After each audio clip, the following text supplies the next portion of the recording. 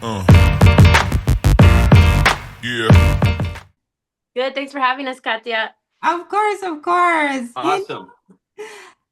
Latinos and family, especially older brothers and younger sisters. So hard, so tough, right?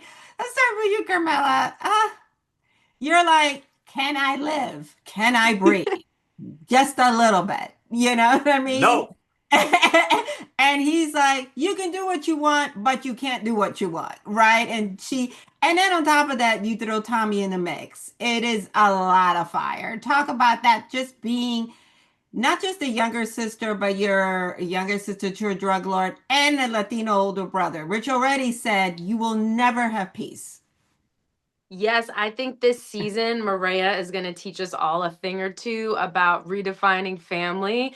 Family could be your blood, but family can be who you choose to ride or die for. And it's going to be cool to see where those two intersect. I think I lean on my own personal experiences as the older sister there's three of us, there's three sisters, and I'm real protective. And so I understand where Miguel is coming from. He wants the best for his sister, but she's got to lean into her own independence and where her heart is rooted. And I think there's a lot of nuance to that. And I think that's going to go in a couple different ways this season. So I'm very excited for everybody to see it.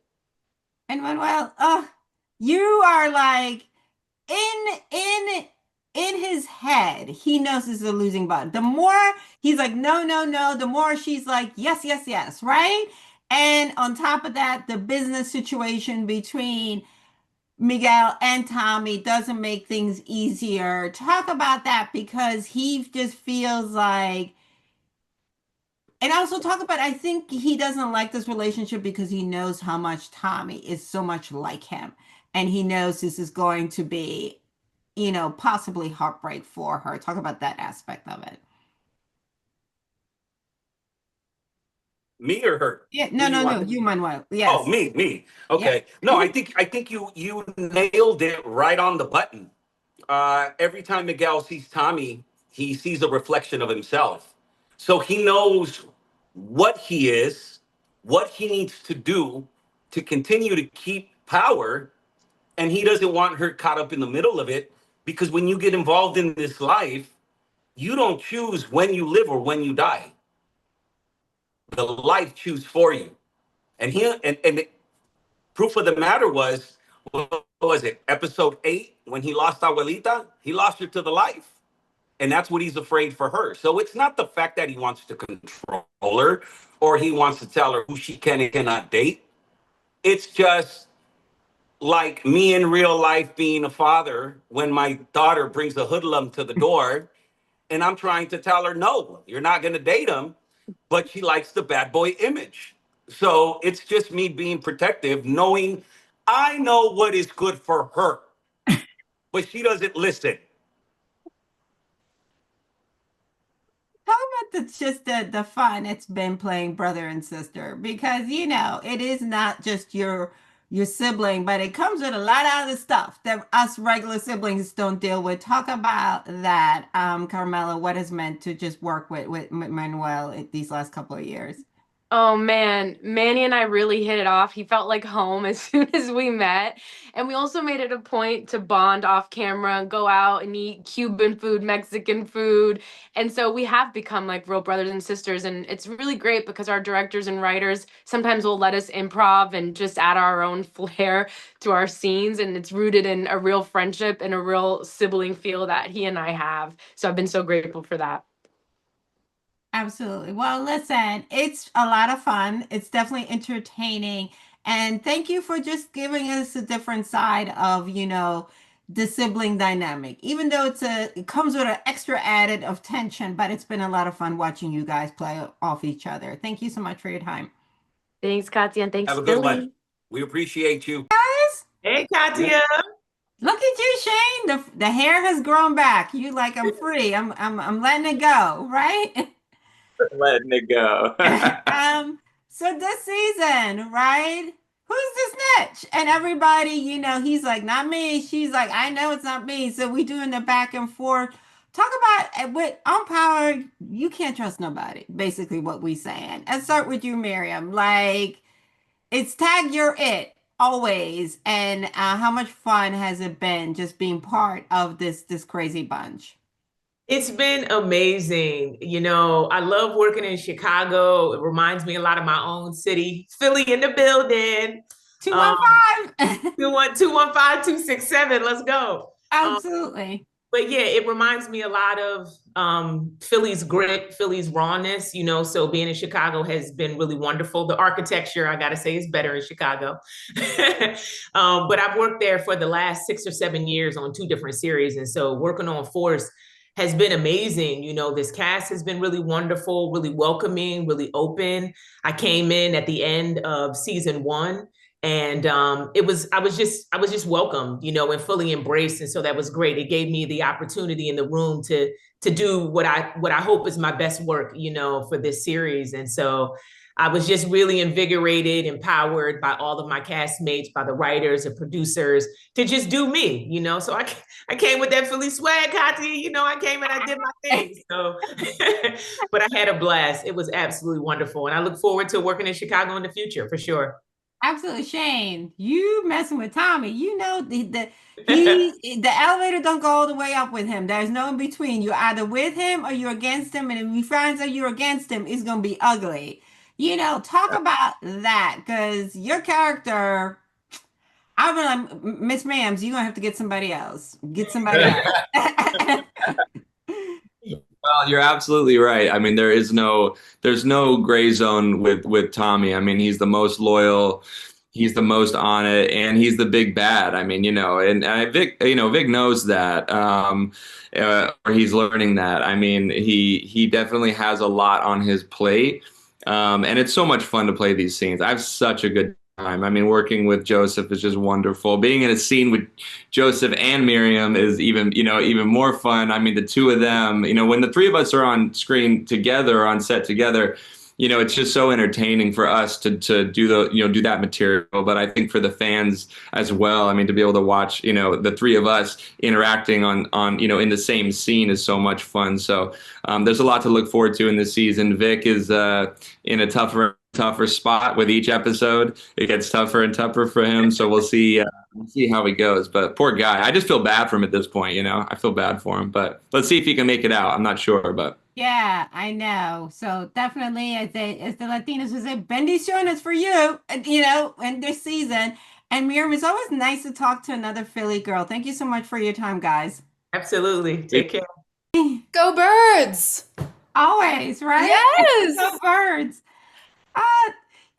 We meet her this season. She's in a pinch, isn't she? And in prison.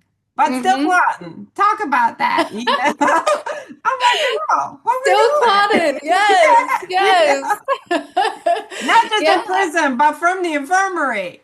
I know. Gosh, you said it perfectly. Yeah, she's in survival mode for sure, but she is still hungry and she knows she has to get out of there. She's got one person on the outside really that she trusts. So it's a struggle. And I think prison brings out more grit from Claudia as well. She has to get down and dirty. That's one thing I will say I like about this outreach of the Powerverse is the women are not waiting for anybody to come save them. They're like, we have seen these men. We are on our own out here, No, yeah, exactly.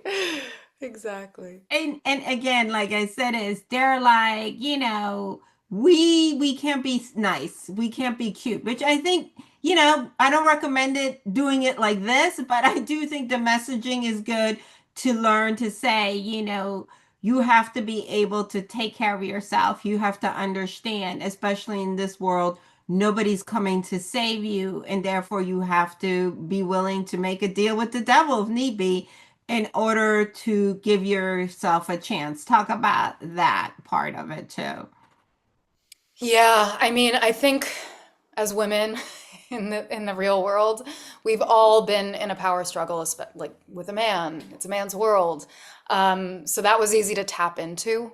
But yeah, I think that she will go at any length to move forward I don't know if she will do all that she promises she will do to the devil, as you said.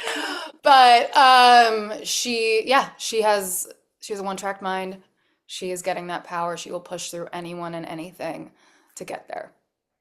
Absolutely. Well, I really, like I said, is I love that the women are going out, standing, 10 toes down. May not end up still standing, but at least the intention is there. Absolutely. And best of luck with everything. Thank you. Thank you. I love Philly. Thank you. We love you back. Joseph, how are you? Greg, how are you? Excellent. You're nice and calm. Tommy, it's been a No. ride. Talk about, because my guy don't do anything smooth and easy. It's everything is at 110 RPM. Talk about, wrapping up this season and letting go of this friend that's been with you for a minute. Yeah, I don't know if I'm ready to let him go. But I will say that I think that Tommy is at 100 until he's at 0. But I think you're right that there's not a lot of gray area in Tommy. I think that when he's down and he's thinking and he's talking to Maria, or he's kind of contemplating these things, and then boom, he's at 100 miles an hour with his mom or whatever. I think that's some of the wonderful duplicity of Tommy, because there's not a duplicitness, but there is a duplicity, as in two different functions, an on or an off. And I think that a lot of us wish that we could live in not so many shades of gray, which we do. So I think that a lot of the attraction to Tommy is in his extremities. I think you hit the nail on the head. It's when he's with Mariah and it's in those vulnerable, when he's in love, he also is not somebody like when he loves hard too. Mm-hmm. And that's why for him, any type of portrayal in that part, because that's one of the few areas where he allows himself to be vulnerable. So that's why he's so intense in that. And he's ready to, burn her brother to the ground when it comes to her. Talk about that, which we know stems from his relationship with his mom, where he's I think you said it absolutely right, that when he loves hard. But I think that he can sometimes be very hard to love, because he has to keep her at with plausible deniability sometimes. He can't tell her for her own safety a lot of times, even though she said she's 100% in for him. I think that he is 100% in for her, but I think that he has, again, that two sides of like, yeah, I love her, I want to be with her, but now I got an Achilles heel. I got something people can frame me with. They know where she is. This relationship could slow me down some ways. So he wants to compartmentalize stuff. And people don't like to be compartmentalized, especially people that we love. What's the one thing that did you take anything from set as you close this chapter in your very nice career? Like, was there like something that you're like a jacket, or was like a chair, or just a little something to remind you of this time with Tommy? I took the shell casing from the original Power show that Tommy killed Angela with. That's the only thing I've taken from set that I can remember. As you should, little different. A little different than what you were saying. It was a little different. I was thinking a jacket, but that will do. But you know what? Congratulations. This has been quite a ride. And I don't think even if they make a movie 10 years from now, it would be very, very hard to say someone else step into his shoes. It would have to be like a son or something like that. But congratulations. I really appreciate that. It means a lot. That really is like winning an award, and I appreciate you saying that. Absolutely. Thank you. Thank you, Katya. Yo, D. What's up, man? Talk to Kilo yet? Smooth that shit out or what? Nah, man, it's gonna take a minute. Just be patient. Good? Now look, patience is the one thing I don't have. All right? I need you to put me to work. I need a plug. I moved out. I'm on my own. Well, shit, you talked to your Uncle Tommy? I haven't seen him yet, but you said you were supposed to smooth that shit out, too. Yeah, well, a lot of shit is going down right now. It's not the time to talk to your uncle, man. Man, fuck Tommy. He don't run my life. Tommy is my business partner, and I'm not gonna let your little ass ruin a good thing. Now, I told you, I'm gonna get your spot back with the guys. It's just gonna take a beat. I'm tired of waiting around this motherfucker, man. If your ass don't listen to me, you gonna end up in jail for killing a cop. Or you gonna catch a bullet for killing Mad Dog. So sit your little ass down until I tell you otherwise. I'm gonna get you back with CBI. But if you can't show me you can take orders, then maybe you shouldn't be fucking with us at all. Get your ass out of here.